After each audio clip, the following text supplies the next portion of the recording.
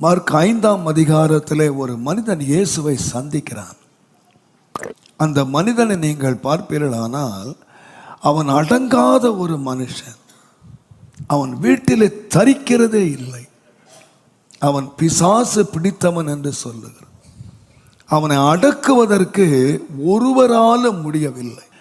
அவன் கல்லறையிலே இருக்கிறான். அவன் கூச்சலிட்டு கொண்டிருக்கிறான். அவன் வஸ்திரம் தரிக்காத ஒரு மனிதனாக பல பிசாசுகளினாலே அவன் அலக்களிக்கப்படுகிற ஒரு மனிதனாக இருக்கிறான். ஆனால் அவனுடைய வாழ்க்கையில் இயேசு அவனை சந்தித்தார். அவன் இயேசுவினால் அவன் சந்திக்கப்பட்ட பொழுது ஒரு காரியம் நடக்கிறது. மார்க் எழுதின சுவிசேஷம் 5ஆம் அதிகாரம் 15ஆம் வசனத்தை நீங்கள் வாசிப்பீர்களானால், இயேசுவினிடத்தில் வந்து லேகியோனாக பிசாசுகள் பிடித்திருந்தவன் வஸ்திரம் தரித்து உட்கார்ந்து புத்தி தெளிந்திருக்கிறதை கண்டு பயந்தார்கள். முன்னால பயந்தது வேற.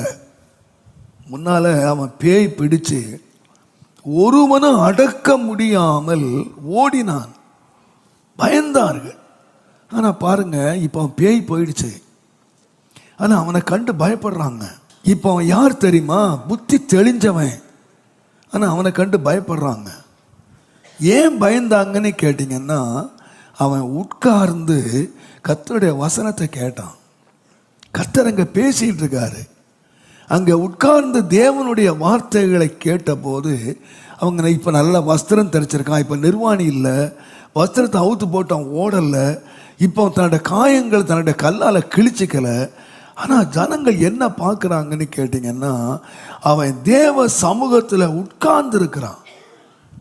புத்தி தெளிந்து உட்கார்ந்து இருக்கிறான். ஜனங்கள் அதை கண்டு எனக்கு அந்த வார்த்தை ரொம்ப ஆச்சரியமாக இருந்தது. எப்போ பயப்படுவாங்க? அவன் கல் வச்சிருக்கான், அவன் பேய் பிடிச்சு ஓடுறான், கத்திக்கிட்டு ஓடுறான்னா எல்லாரும் பயந்து அடித்து ஓடுவாங்க. ஆனால் ஒரு பயம் அவனை பற்றி உண்டாது எப்போன்னு கேட்டிங்கன்னா, நல்ல வஸ்திரம் தரித்து நல்ல புத்தி தெளிஞ்சு புத்தி தெளிவோடு உட்கார்ந்து கர்த்தருடைய வார்த்தைகளை அவன் கேட்டுக்கிட்டு இருக்கான்.